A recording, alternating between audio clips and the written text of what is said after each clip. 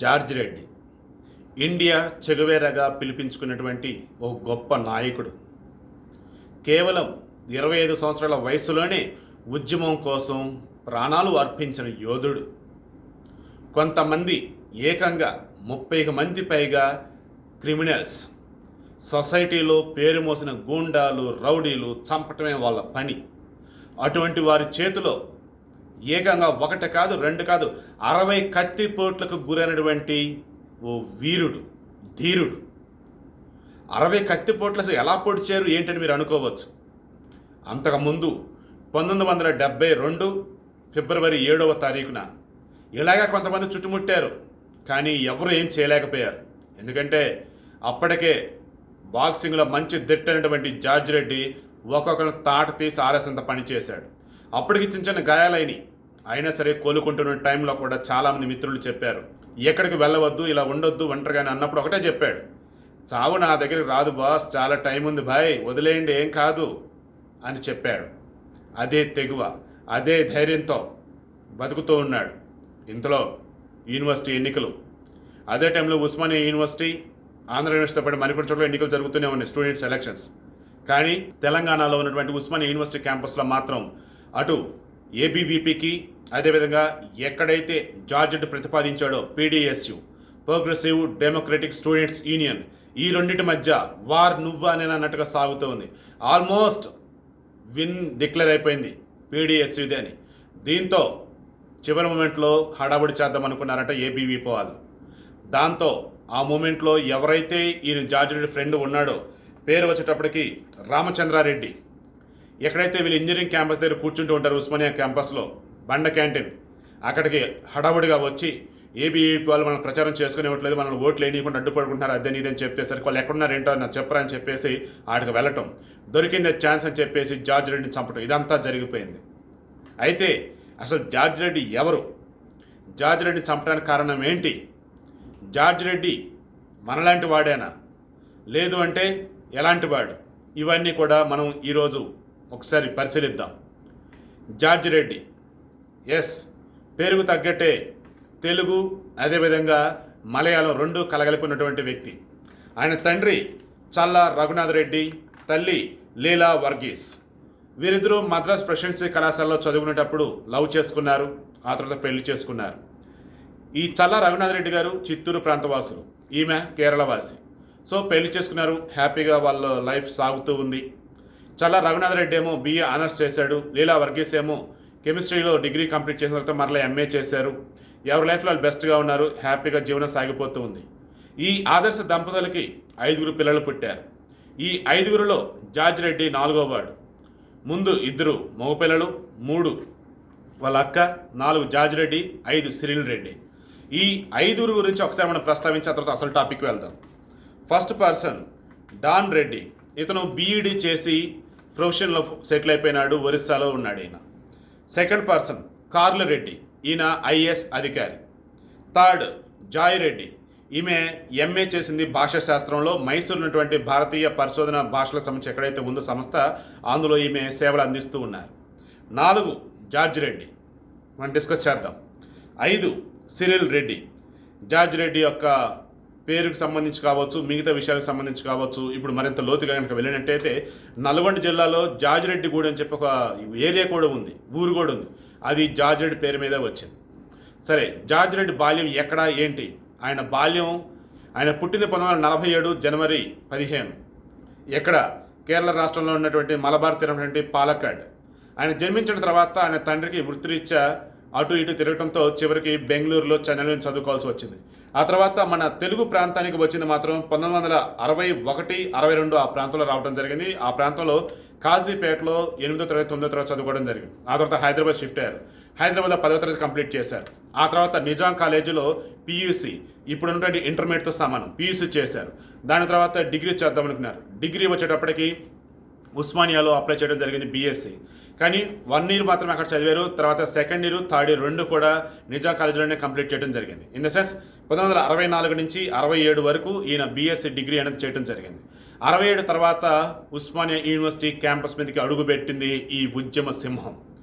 ఉస్మానియా క్యాంపస్లో MSc, MSc ఫిజిక్స్లో ఎన్నో అద్భుతాలు చేస్తూ ఎవరి ఊహకులకి అందని విధంగా కూడా అంత గొప్పగా ఆయనలో ఉన్నటువంటి పరిణితి కావచ్చు, భాష మీద పట్టు కావచ్చు, అదేవిధంగా సైన్స్లో ఆయన ఉన్నటువంటి గ్రిప్ కావచ్చు, అనాలిసిస్ కావచ్చు, ఇవన్నీ కూడా ఆశ్చర్యచకితులను చేశాయి.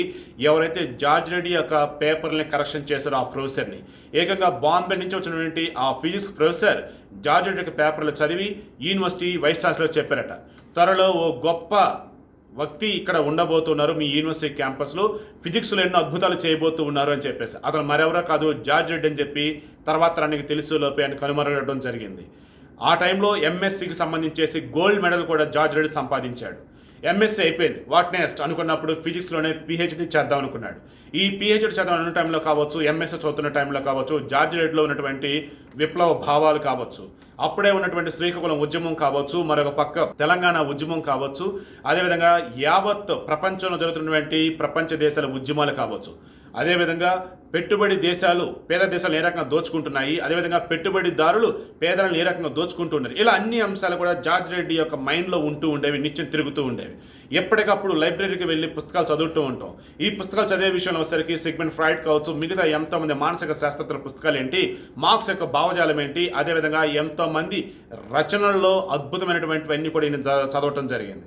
సో ఓ పక్క పుస్తక పఠనం, మరొక పక్క కాలేజీలో చదువులు, మరొక పక్క పేదలకు కావచ్చు, మిగతా వారికి కావచ్చు, దోపిడీ నుంచి వారిని కాపాడుతుండటం.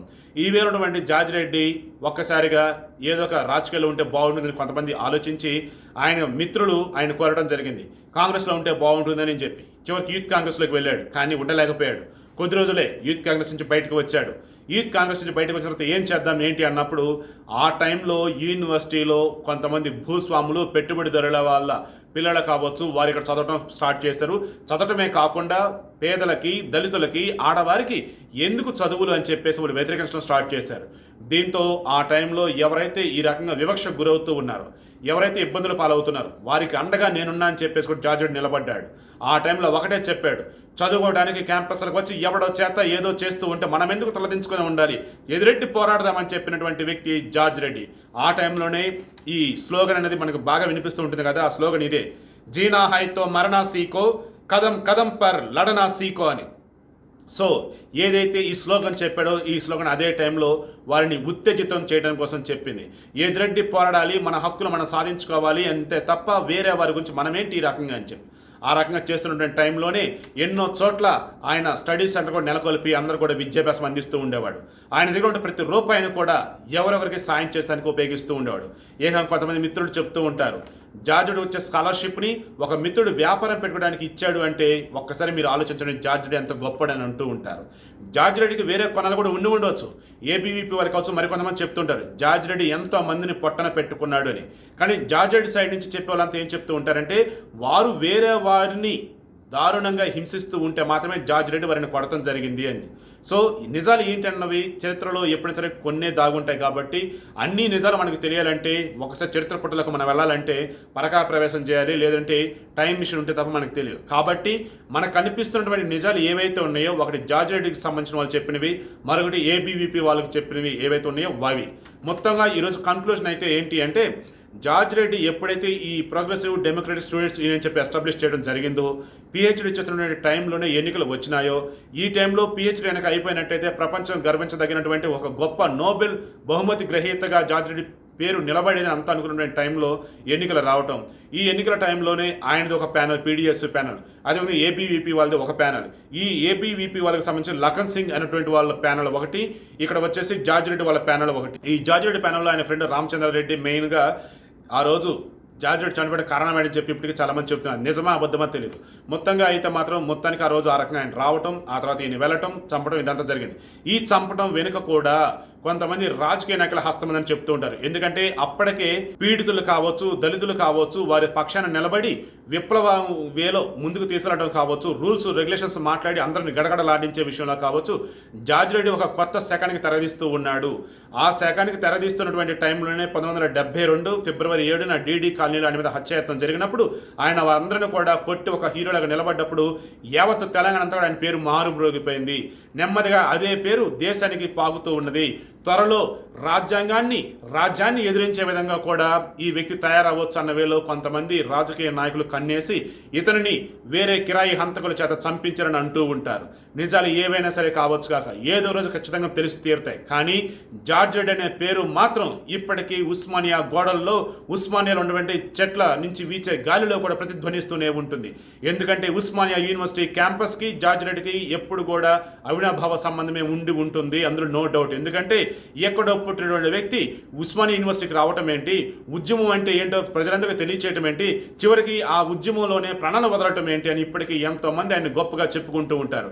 నిజంగా జార్జ్ రెడ్డి అంటే నిజమైన చెగువేరా అని అంతా ఈ రోజుకి చెప్తూ ఉన్నారంటే కేవలం తన జీవితం అంటే తను ఒక్కడ బ్రతకడం కాదు, 10 మంది బ్రతకడం అని తెలిసినటువంటి వ్యక్తి, ఆ రకంగా పోరాడినటువంటి వ్యక్తి ఒక జార్జ్ రెడ్డి. చదువులోనూ ముందుండి గోల్డ్ మెడల్ సాధించి, మరొక పక్క ప్రజల కోసం పోరాడుతూ గొప్పగా ముందుండి నడిపిస్తూ, లీడర్గా బెస్ట్ వేలో నడిపిస్తూ, యూనివర్సిటీలో ఉన్నటువంటి ప్రొఫెసర్లు అందరి చేత కూడా శభాష్ అనిపించినటువంటి విద్యార్థిగా ఎక్కడయ్యా ఇటువంటి వ్యక్తి మనకు కనిపించేదని ఈ రోజుకి అంతా కూడా తలుచుకునే ఒకే ఒక్క వ్యక్తి జార్జ్ రెడ్డి.